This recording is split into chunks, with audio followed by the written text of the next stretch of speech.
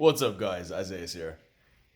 So, making this video is kind of like, but at the same time, I feel like this needs to be said. In the vegan community, when it comes to nice restaurant options, the options are sometimes few and far between, right? Especially when you go to a restaurant that's like fully vegan, or in the case that I'm going to talk about, like a food truck that's fully vegan, right? When you see that type of thing as somebody who's been vegan, and if it's you get super excited. You want to go there, and your hopes are high. Your hopes are high, right? And this video is really going to be to those restaurant owners, to those food truck owners, because honestly, the quality control has to be there. So basically, I went to the state fair yesterday, and there was this vegan food truck. I'm not gonna name the name because this is really more of a general point that I'm trying to make. But obviously, you're paying state fair premiums on pricing. The crap ended up costing me for two meals like $63, and not to mention the guy asked me for a tip on top of that. I'm like, nah, buddy, you got your tip. It's like, you got it, bro. You got it. I ain't giving you no more money. So, anyways, and he ends up giving us about 10 minutes go by, and he gives us. I ordered vegan honey garlic, which was like with instead of honey, it was using like agave syrup or something like that, right? And so vegan honey garlic chicken with seasoned fries. That was my order, and I know it's gonna be for me and my mom. So we sit down to eat, and man, this stuff, like, I was so disappointed in it. It was just literally like a soggy, greasy mess. The only like saving grace of the entire dish was actually the sauce, which it looked like they had used some kind of like vegan ranch, so something like that, I believe. And that was like the only saving grace. Like when you would get a piece of the dish that had that on it, it was all right. But I mean, overall, like soggy, greasy mess. The chicken, the vegan chicken, was cold, and on top of all that, at the end of it all, this really just tasted like freezer food. This tastes like crap that I get out of my local grocery and just throw in the oven. But I make it even better than that. I literally like throw it in the oven for like 15 minutes when I'm getting like some vegan nuggets or some vegan chicken tenders or something like that, right? And and then I just eat it from there. So the whole point of this is the amount of, like, to start, the amount of people who are willing to go to your vegan restaurants are already sometimes going to be few and far between, because people don't like change. A lot of people, they see the word vegan in the name, and they don't even want to give it a chance, because they associate the word vegan with the whole ideology and all this stuff. So a lot of people won't even go to your restaurant on top of that. So you, as a restaurant owner, have to be on top of your game. I think I'll just spit a little bit, sorry.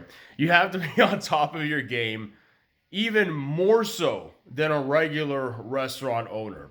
Like the type of crap that I ate yesterday just should not be happening in a vegan restaurant. Um, I always shout out Mike's Vegan Grill over there in Greensboro, North Carolina.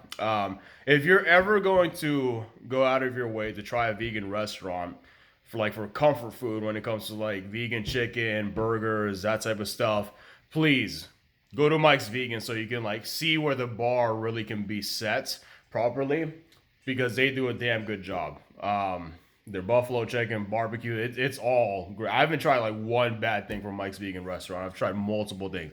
Their vegan chicken sandwich iterations, their loaded fries, their burgers, their wings, right? It's all been amazing. So when I see this happening, it just makes me seriously disappointed. Because I'm like, bro, like, I just paid you $63, and I really should have asked for my money back, like, from that meal. Um, I really should have. But I didn't. I didn't feel like going through all that hassle.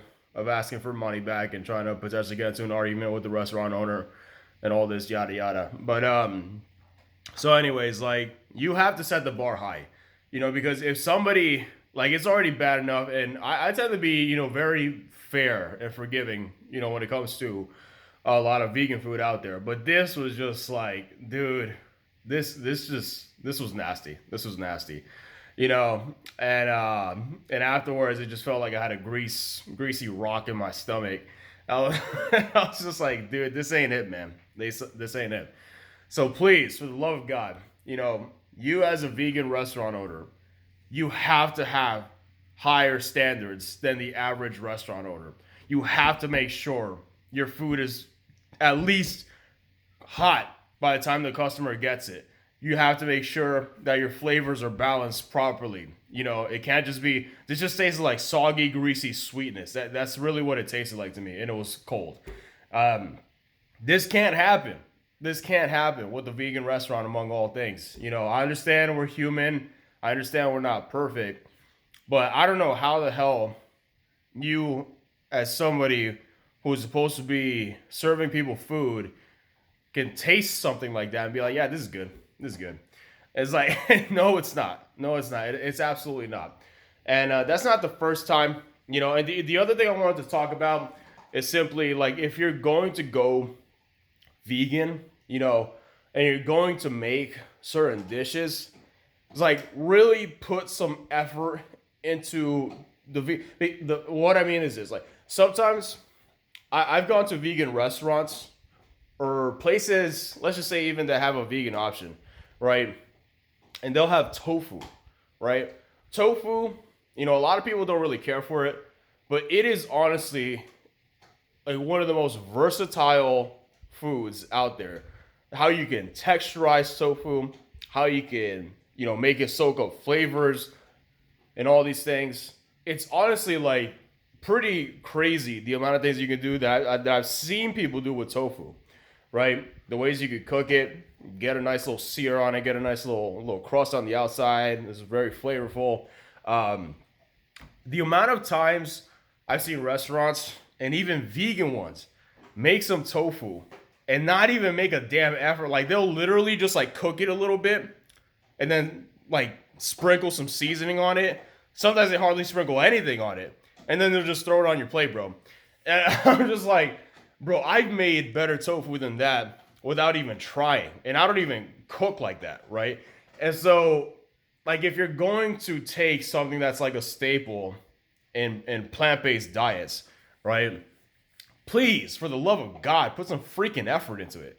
It's like people are gonna try this, and like you're telling me you're gonna be proud of that. Like I remember one time I went to this restaurant over here in near me in North Carolina, like in downtown Raleigh, and they had like this Thai curry noodle dish, and they literally just like threw tofu on. There was like bam, here you go, here's some tofu. And that's like simple. It's like, here you go. Now it's more vegan because it has tofu on it, And this tofu just tastes like bland whiteness. That's the word. Like, here's a bland white block. Here you go, buddy. Here you go. And I'm just like sitting there eating that, like, bro, come on. Like you have all these tools at your disposal. You're supposed to be wowing the customer, right? So it's like, it's extremely disappointing when you go to these places and they don't even freaking try with the tofu. Like that ingredient is so versatile. It's crazy. Like you can literally make that crap texturize like actual meats if you try, right? And if you're in a restaurant, for the love of God, try. Or if you don't want to texturize it like meat, make sure you flavor it nice and well. Because like people always ask, like some people always ask me like, what's your favorite tofu? Like, what do you recommend? Like as far as restaurants are concerned, dude. To this day, I know some people have some hate for this restaurant for a variety of reasons, but to this day, the best tofu I've ever tried is simply from Chipotle. Their sofritas, like are a godsend.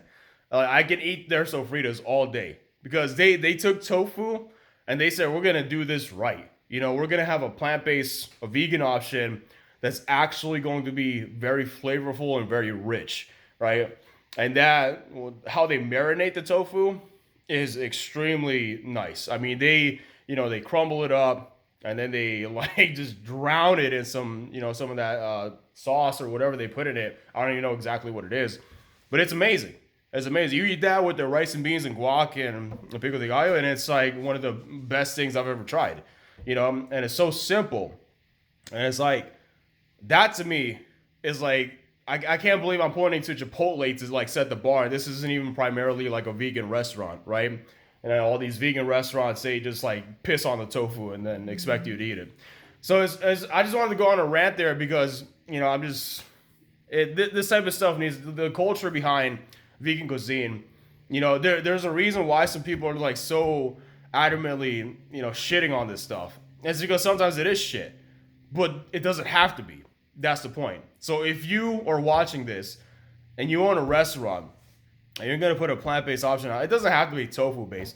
But for the love of fucking God, just fucking try, please. It's like if I go to a restaurant, I'm giving you more money, I'm paying you a premium for food. That shit needs to be better than what I buy in the grocery store. Period. That's it. Like I'll just say one more thing. Like everybody's obsessed with these like beyond, like so many vegan restaurants, they literally just like get in beyond their impossible meat and then just like make some shit off of that. Bro, try to make something house made, please, for the love of God. Like I remember I can't even remember this name, but I went to a restaurant in Greensboro and they had a house made vegan burger that like the base was cashew based. And but it was like, honestly, I was so impressed with it because they make it from scratch, and it was one of the best like plant-based iterations of something house made that I've tried. I wish I could remember the name. I'll ask my little brother again, but I need to go try it again because it was that good, and you could tell they thought about it and they put their heart into that meal, and it showed. So that's all I'm saying. Like vegan restaurant owners, you have to fucking try harder. Okay, people can't, like, if you want to impact, if you want to do activism via food, right, which is why you're trying to do a vegan restaurant, right? If you want to do activism via people's palate, right, and change their mind via their palate and show them what vegan diets can actually taste like, this type of shit just ain't gonna cut it. Okay, you have to try, please. That's it for today, guys. Have a good one.